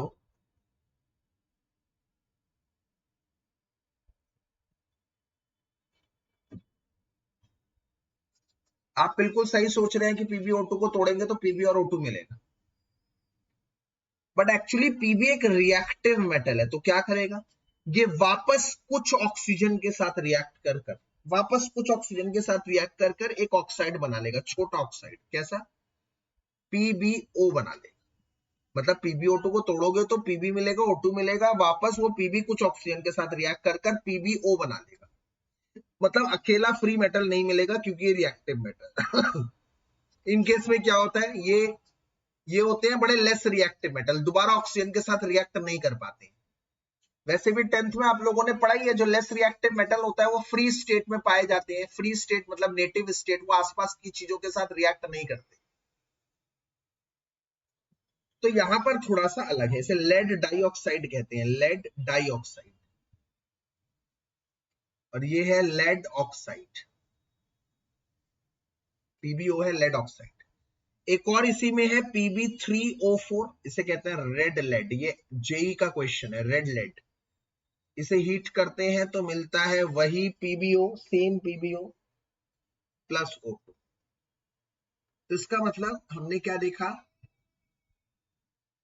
more reactive metal oxides gives O2 and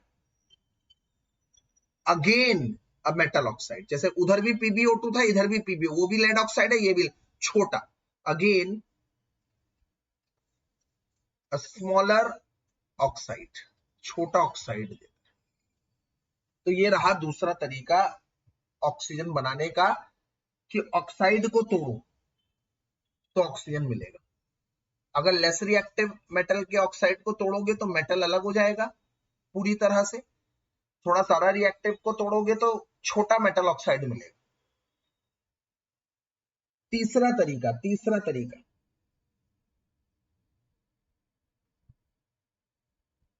hydrogen peroxide का डिकम्पोजिशन।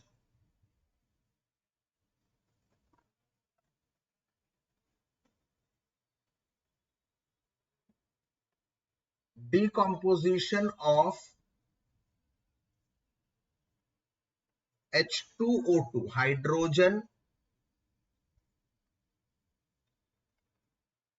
परऑक्साइड का डिकम्पोजिशन।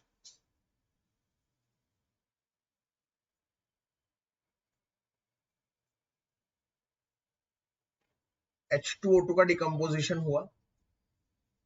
ज्यादातर ये डिकम्पोजिशन MnO2 की प्रेजेंस में होता है, MnO2 की प्रेजेंस में, तो H2 अलग मिलता है और हाफ O2 अलग मिलता है। ये तो बड़ा आसान रिएक्शन, बड़ी सिंपल सी रिएक्शन है नहीं। H2O में मिलता है और O2 मिलता है, सॉरी H2O2 जब टूटता है तो H2O पानी मिलता है और O2 मिलता है, O2 गैस मिलती है। फोर्थ आखिरी, इलेक्ट्रोलाइसिस ऑफ वाटर H2O, पानी का इलेक्ट्रोलाइसिस करते हैं, पानी का इलेक्ट्रोलाइसिस करते हैं। H2O को जब पानी की इलेक्ट्रिसिटी में तो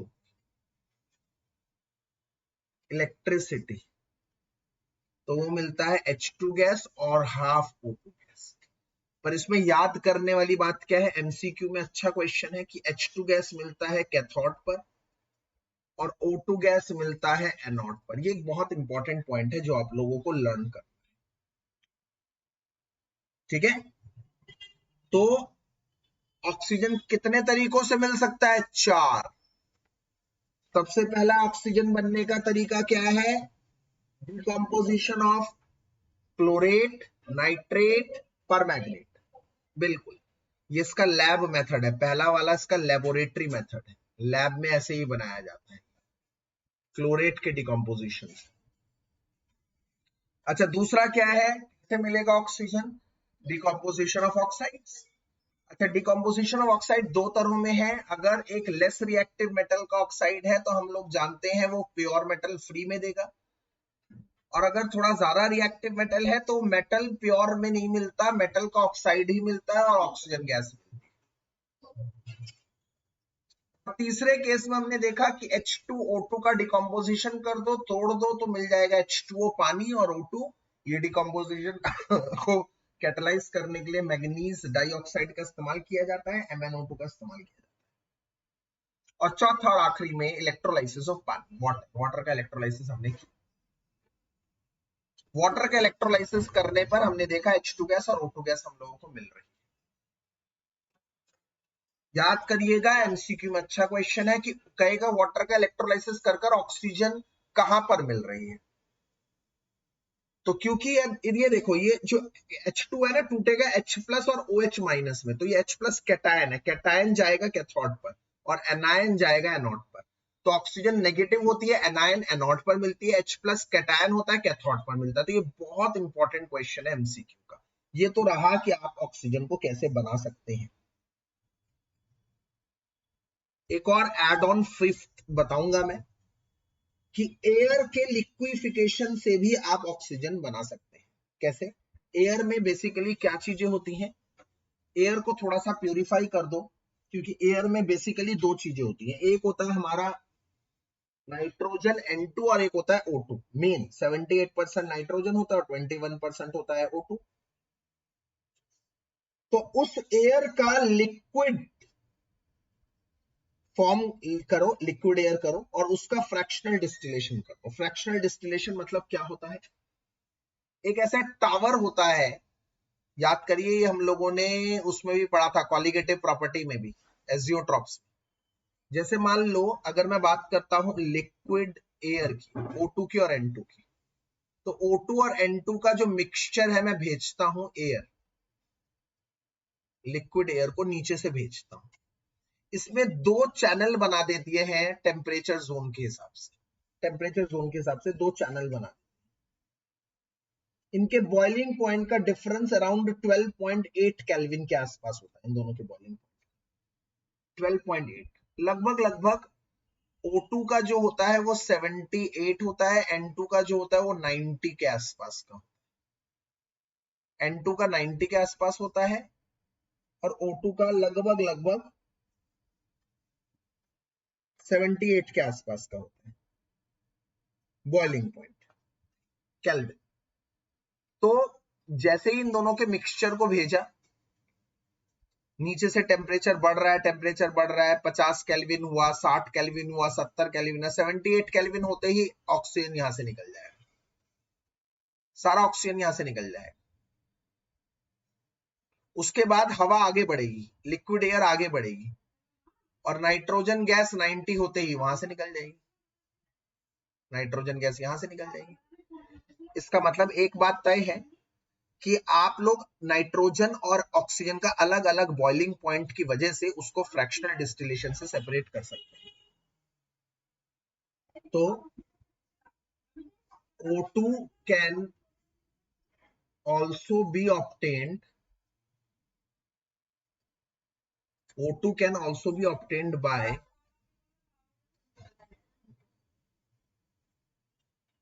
the fractional distillation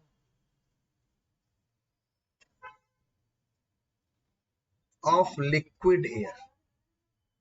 O2 can also be obtained by the fractional distillation of liquid air, as there is a difference of 12.8 Kelvin. There's a difference of 12.8 Kelvin, 12 Kelvin ही लिख लो काफी है, 12 Kelvin between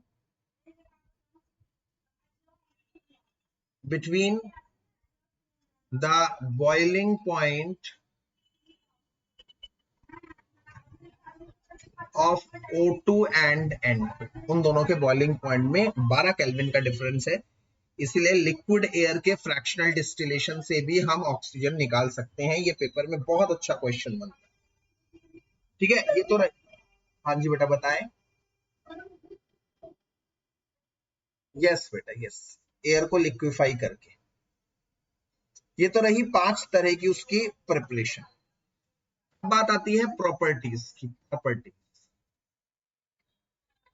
properties of O2, dioxygen की properties. तो पहली property सुन लो, सब जानते हैं दुनिया में, कलरलेस, ऑर्डरलेस, टेस्टलेस गैस, ये तो सब जानते हैं। ये कंबस्टिबल नहीं है, आग अपने आप नहीं लगती। लगती है क्या अपने आप जल जाता है क्या ऑक्सीजन? अगर अपने आप जल जाता तो तबाही मच जाती दुनिया में। एयर में तो ऑक्सीजन ही है, तो इट इज नॉट कंबस्टिबल। ये ज्वलनशील गैस नहीं है, बट सपोर्टर ऑफ कंबशन। मतलब ये अपने आप तो जलती नहीं है, बट जलने के लिए ऑक्सीजन बहुत ज्यादा जरूरी है, क्योंकि अगर ऑक्सीजन नहीं होगी तो कंबशन नहीं होगा। ये बहुत इंपॉर्टेंट 2 प्रॉपर्टी मैंने बताई। पहली क्या? Tasteless, odourless, colourless gas. दूसरी, it is not combustible but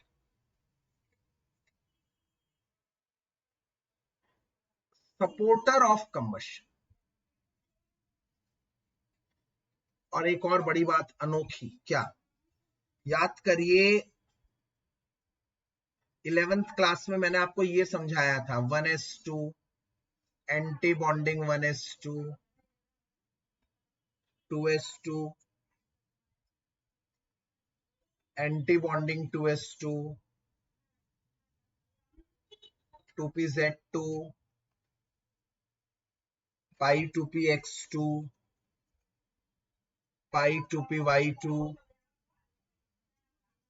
pi 2px1 pi 2py1। जिसको याद नहीं है कोई टेंशन नहीं है, बस याद नहीं करना है यहाँ पर, तुम कहोगे सर ये तो 11th में एमओटी थी, मॉलिक्यूलर ऑर्बिटल थियरी बड़ी मुश्किल से याद हुई थी। याद करने की कोई जरूरत नहीं, बस ये जरूरी है कि इसमें आपको ये देखना है कि इसमें ये दो इलेक्ट्रॉन अनपेयर्ड है, unpaired.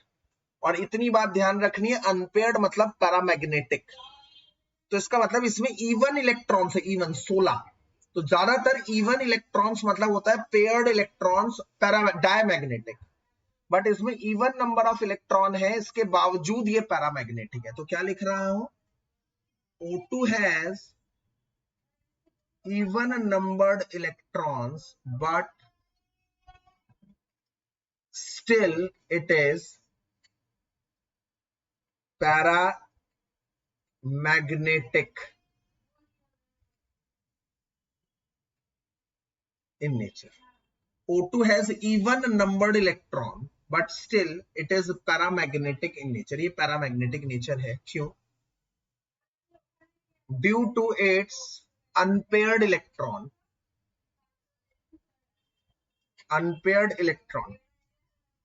due to its unpaired electron in anti-bonding orbital. Anti bonding orbital में अनपेयर्ड इलेक्ट्रॉन है, ये बहुत इंपॉर्टेंट प्रॉपर्टी है मैंने जो बताई है। चौथा तो एक बच्चों वाली चीज है, यहाँ पे इसमें वाटर में सॉल्युबिलिटी बहुत ज्यादा नहीं है, मैं बताऊं, पर तब भी ठीक ठाक है, तभी तो एक्वाटिक लाइफ जिंदा है, मछलियां वगैरह तभी तो जिंदा होती हैं। तो it is significantly soluble in water, बहुत ज्यादा सॉल्युबल नहीं है, ठीक ठीक small amount of dissolved oxygen is present. तो इट इज significantly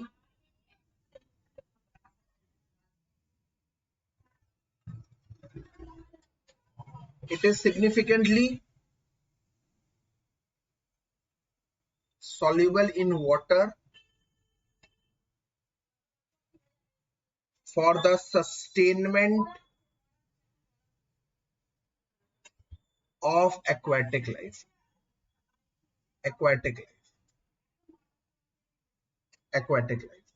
ठीक है।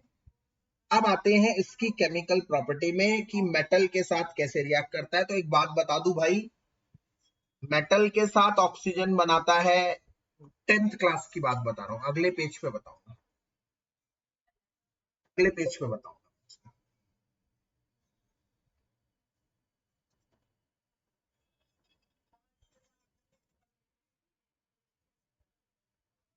मेटल के साथ क्या करता है ये ध्यान से देखिए जरा।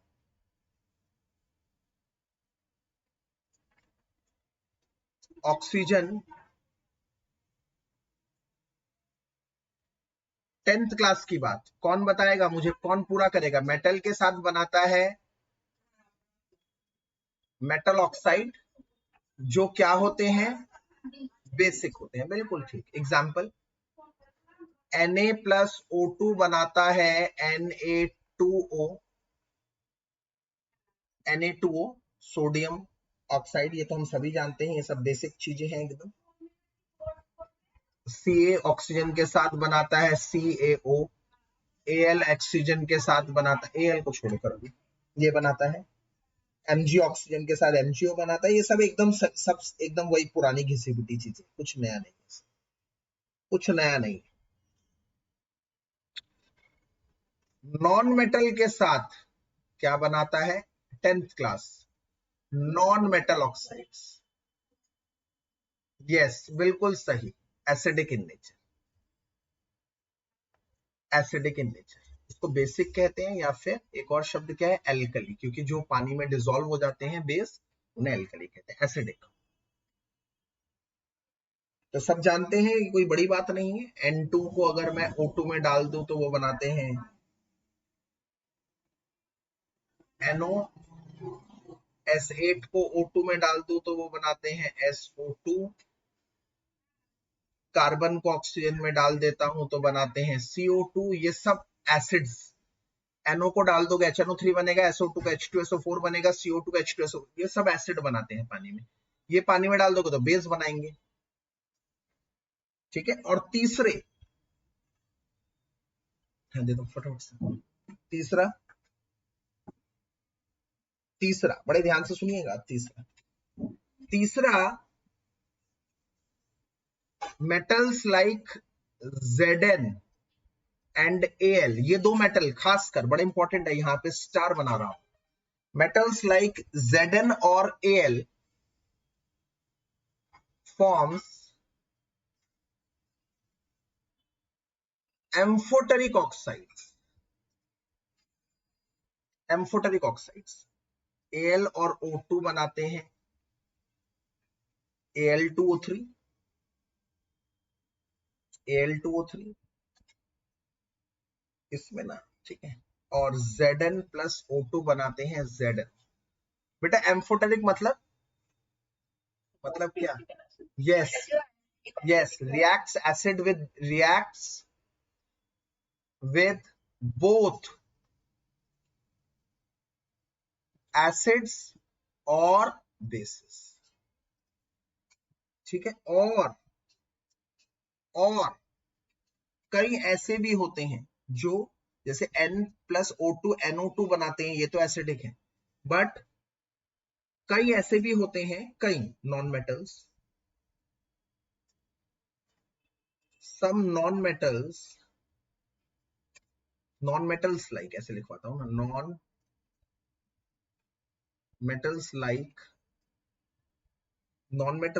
some non-metals, यही सही है, some non-metals also forms neutral oxides। इसका मतलब क्या हुआ? neither acidic nor basic, जैसे CONO, ये है न्यूट्रल ऑक्साइड्स, ना ही एसिड के साथ रिएक्ट करते हैं ना ही बेस के साथ। ये रहा आपके सामने पैटर्न, ये रहा आपके सामने पैटर्न। और एक और है, क्या? एक और है, नोबल मेटल्स लाइक कौन? संत आदमी जिनकी रिएक्टिविटी बहुत कम होती है, लाइक जैसे कौन? गोल्ड, एव and PT does not react with oxygen. तो भाई ऑक्सीजन की रिएक्टिविटी का चार्ट आप लोगों के सामने, ऑक्सीजन की रिएक्टिविटी का चार्ट आप लोगों के सामने। मेटल के साथ बनाता है भाई साहब मेटल ऑक्साइड, नॉन मेटल के साथ बनाते हैं ये भाई साहब नॉन मेटालिक ऑक्साइड। कुछ मेटल हैं जिनके साथ ये एम्फोटेरिक ऑक्साइड बनाते हैं, और कुछ नॉन मेटल ऐसे हैं जिनके साथ वो न्यूट्रल ऑक्साइड बनाते हैं, जो ना एसिडिक होते हैं ना बेसिक होते हैं, और कुछ के साथ तो रिएक्शन ही नहीं करते। और ये बहुत इंपॉर्टेंट बात रही, ये पांचवी बात जो रही, बड़ी इंपॉर्टेंट बात, ऑक्सीजन के बारे में बड़ी इंपॉर्टेंट बात है।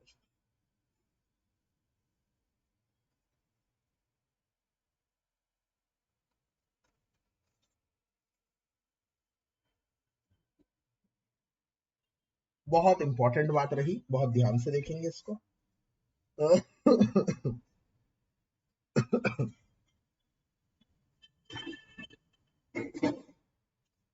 बस इसमें से एक अलग से नोट लिखवाऊंगा मैं, और उसके बाद O2 खत्म करूंगा। और वो नोट क्या होगा जनाब, बड़े ध्यान से देखिएगा, नोट क्या होगा? वो नोट ये होगा कि Al2O3 की रिएक्शन, Al2O3 रिएक्ट्स विद, ये रिएक्शन बड़ी इंपॉर्टेंट है, एग्जाम में आएगी, reacts with both acids as well as bases. कैसे? Amphoteric behaviour of, amphoteric behaviour. तो मैं इसकी रिएक्शन शो कर रहा हूं, ये एग्जाम में आएगी, बड़ी इंपॉर्टेंट है। तो अगर आप Al2O3 को एसिड के साथ रिएक्शन करेंगे, तो इसका मतलब यहां पर Al2O3 किसकी तरह बिहेव कर रहा है? बेस की तरह, तभी तो वो एसिड के साथ रिएक्शन कर रहा है, तो बेस की तरह बिहेव कर रहा है एज बेस। तो डबल डिस्प्लेसमेंट कर दो भाई, डबल डिस्प्लेसमेंट। Al जाएगा Cl के साथ और H जाएगा O2 के साथ, H2। पहले बताइए यहां तक समझ में आ गया सबको? आप कहोगे सर ये तो बच्चों वाली बात थी। बिल्कुल बच्चों वाली बात है जनाब। अब इसके आगे एक बड़ों वाली बात भी देख लीजिए। क्या यहां पर ये अगर तोड़ूंगा मैं तो ये क्या बनेगा? Al3+ और 3Cl- बनेगा या नहीं बनेगा? बोलो। और ये Al+ 6H2O के साथ रिएक्ट करेगा, 6H2O के साथ, और क्या बनाएगा कंपाउंड? AlH2O6 ये बनाएगा। Al और H2O आपस में रिएक्ट कर 6H2O के साथ, क्योंकि एल्यूमिनियम का कोऑर्डिनेशन नंबर 6 है। जैसे मैंने कल आप लोगों को करवाया था, कॉपर 4NH3 के साथ रिएक्ट करता है, कॉपर का कोऑर्डिनेशन नंबर 4 है। Ag 2NH3 के साथ रिएक्ट करता है, सिल्वर का कोऑर्डिनेशन नंबर 2 है। ऐसे ही Al का कोऑर्डिनेशन नंबर 6। Al का कोऑर्डिनेशन नंबर 4 भी हो सकता है, 6 भी हो सकता है। वो H2O के साथ 6 दिखाता है। और इसके ऊपर होगा क्या? 3+। क्यों? क्योंकि H2O का चार्ज तो 0 होता है, तो जो चार्ज एल्यूमिनियम का है वही चार्ज इसका होगा, ये बनाता है। इसका मतलब ये Al इस H2O के साथ रिएक्ट कर कर, इस H2O के साथ रिएक्ट कर कर बना देता है AlH2O का होल 6 और ऊपर आ जाता है 3+। तो ऐसे लिख लो, और कई बार इनको जोड़कर, और इनको जोड़कर ऐसे भी लिख सकते हैं AlH2O6Cl। पहले मैं 1 मिनट का समय दे रहा हूं, ठंडे दिमाग से देख लीजिए और बता दीजिए ये समझ में आया क्या।